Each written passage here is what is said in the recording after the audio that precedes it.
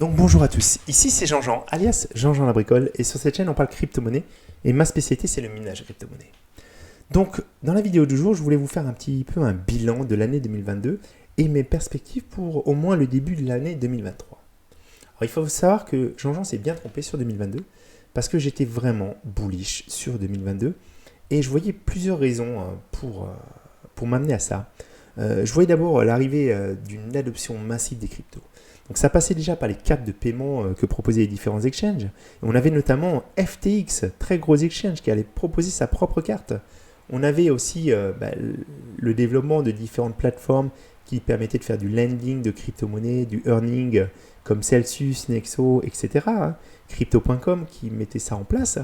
On avait aussi l'arrivée des institutionnels comme BlackRock notamment, qui proposait des produits structurés, qui mettaient en place des jalons. Et tout ça, c'était très positif. On avait aussi des nouveaux usages pour les NFT. Les NFT venaient d'arriver, c'était la folie. Et on voyait qu'elles pouvaient servir aussi au play to earn, au move to earn. On voyait aussi que pour tout ce qui était concert, stade de foot, ça pouvait avoir un impact. Et donc vraiment une adoption aussi de ces systèmes. On voyait aussi l'intérêt du législateur. Le législateur avait autorisé Coinbase à rentrer sur le Nasdaq. Je vous rappelle, ça c'est pour moi, c'est vraiment une très très grande annonce rétrospectivement parce que ça donnait de la légitimité aux cryptos. On n'allait pas pouvoir interdire du jour au lendemain, on n'allait plus pouvoir toucher aux cryptos du fait que Coinbase soit listé. Voilà, ou en tout cas pas avec autant de véhémence, on pouvait s'en attaquer. Donc je voyais ça vraiment comme des éléments très très très positifs. Et on a eu les premiers problèmes avec la chute de l'UST. Le stablecoin UST qui normalement donc était aussi une porte pour pouvoir démocratiser les cryptos en faisant rentrer des gens avec une valeur garantie. On a enlevé la volatilité justement des cryptoactifs et c'était censé aider vraiment le monde traditionnel à rentrer dans les crypto-monnaies sans prendre de risques. Bon, on a eu l'UST. On a eu Celsius. Ça aussi, c'était une mauvaise nouvelle, mais c'était pas quelque chose qui allait vraiment changer les choses, parce qu'en fait, les gens avaient pris conscience que les cryptos actifs, c'était quelque chose qui était dangereux et dans lequel on pouvait perdre de l'argent. Ils avaient intégré cela, et on voyait plus ces mêmes mouvements d'achat-vente complètement fous quand ça se cassait un petit peu la figure. Les gens avaient pris un petit peu de recul sur ça. Mais ça, c'était vraiment avant, pour moi, le grand événement crypto de 2022, la chute d'FTX. La chute et surtout la façon dont ça s'est passé et dont ça continue de se passer. Parce que on est vraiment, moi je vous l'avais dit, j'avais utilisé ces termes quand on avait fait un live un petit peu après la chute, en disant c'est un gag qui n'en finit pas FTX. La façon d'abord dont ça s'est passé, avec les tweets, après quelques annonces après la mise en faillite d'FTX de Sam Bankman-Fried, qui tweetait de façon très légère sur ce qu'il faisait, qui disait pardon de s'être trompé, etc. Mais ça continue avec le fait qu'il a ensuite donné des conférences alors même qu'il était que tout le monde le recherchait en fait, mais il continuait de s'impliquer dans l'écosystème crypto. On a aussi le gag de sa remise en liberté contre une caution de 250 millions de dollars. Tout ça, c'est complètement hallucinant. Et puis, on a l'ampleur des révélations, et des révélations qui sont quasi journalières. Encore aujourd'hui, je vois sur BFM TV, Alameda Research transfère étrangement des cryptos vers d'autres portefeuilles. Donc, il continue d'y avoir des choses qui se font en dépit de tout bon sens. Et malheureusement, il y a énormément d'acteurs qui sont impliqués, qui ont eu des affaires avec FTX et ça jette vraiment une très mauvaise image sur l'ensemble du secteur. Et même si vous n'avez jamais investi en UST, même si vous n'avez jamais déposé chez Celsius et même si vous n'avez jamais eu de fonds chez FTX, on est tous impactés. On est tous impactés par ça.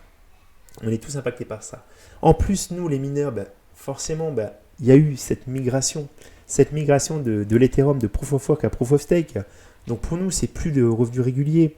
Et malheureusement, avec les hausses des coûts de l'énergie, c'est très compliqué en dehors de la période hivernale de justifier de laisser ces machines allumées. Donc ça aussi, ça nous a fait vraiment du mal. Alors pour les terres par contre, c'est pas sûr qu'ils soient grands gagnants de ce qui s'est passé parce que le fait qu'ils soient attaqués par l'OFAC et la SEC qui s'essayent de les réguler, qu'ils aient créé en fait ce lien d'américaneté risque de leur être très très préjudiciable. Voilà. C'est pas dit en tout cas qu'ils aient gagné contre la finance traditionnelle. Pour moi, vraiment la finance traditionnelle a marqué un grand coup avec ce passage de l'Ethereum de Proof of Work à Proof of Stake. Ce que je voulais vous dire, c'est aussi, je vois beaucoup de comptes en ce moment qui s'en prennent aux influenceurs, qui essaient de les attaquer. Et honnêtement, je trouve ça dégueulasse. Parce que il n'y a pas besoin de faire du FUD dans tous les sens. On est des personnes comme les autres, les influenceurs. On essaie d'apporter des connaissances. Parfois, on est rémunéré pour ce qu'on fait. On essaie de le dire. Après, c'est aussi aux gens de faire preuve d'un peu de bon sens et de prendre un peu de recul. Voilà. Malheureusement pour nous, pour les mineurs, il n'y a pas eu de nouveaux coins en Proof of Work qui a pu prendre le relais. Moi, j'avais vraiment, au début, je croyais fort qu'on allait avoir quelqu'un d'autre qui allait réussir, un autre coin qui allait prendre la place un petit peu de l'Ether, plus ou moins. Donc aujourd'hui, c'est pas le cas. Et en plus de ça, voilà, il y a eu en plus des arnaques. Donc moi, je voulais remercier mon confrère Mechatronic qui fait l'excellent travail de vulgarisation. Il m'a permis de découvrir beaucoup de nouveaux coins, de miner sans feuille de route, d'installer des mineurs custom. Là, récemment, il a fait des tutos aussi pour sécuriser ses wallets. Donc tout ça, c'est super positif. Alors par contre, malheureusement, il est tombé lui aussi dans un scam. Il a entraîné, je pense, pas mal d'entre nous, malheureusement. Ce scam, c'est le projet Labyrinthe.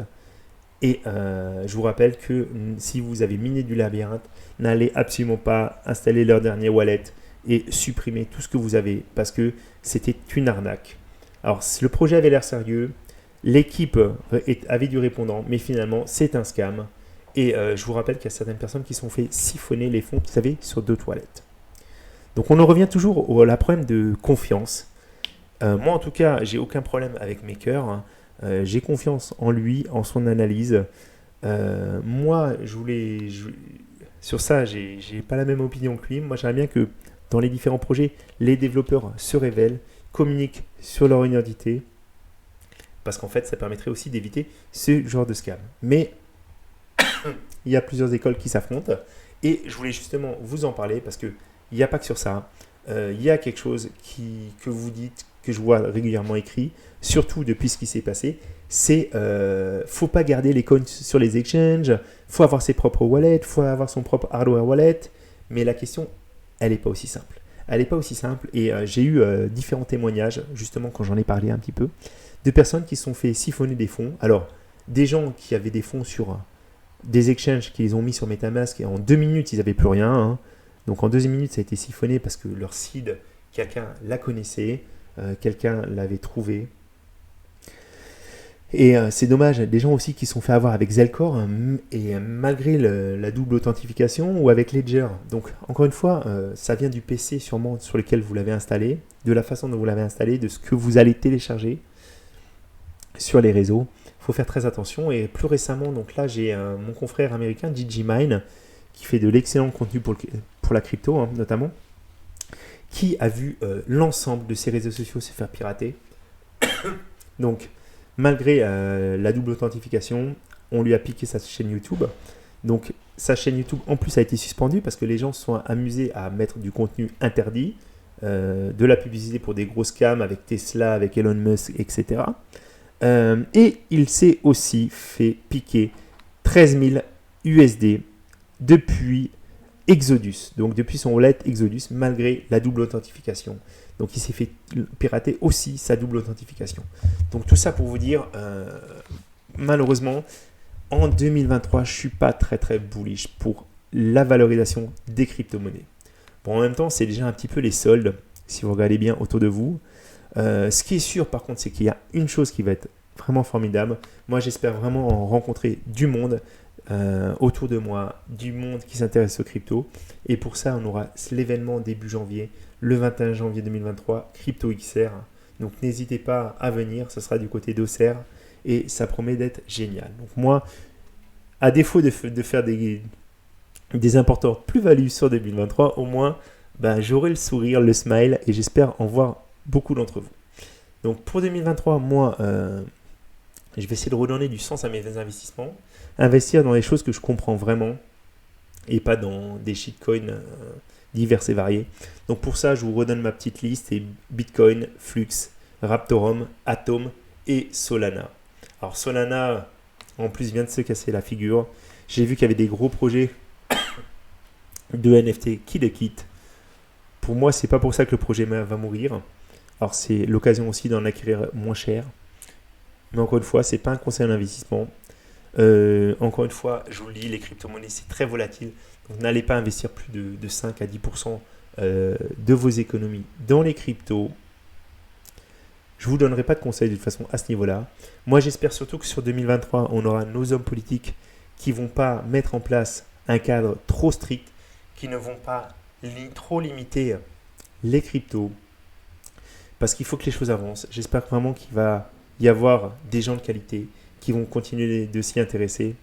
Et en tout cas, Jean-Jean sera parmi vous. Voilà. Donc, je vous souhaite à tous de passer de très très bonnes fêtes de fin d'année. Et j'espère vous voir nombreux en 2023. Voilà. À très bientôt les amis. C'était Jean-Jean.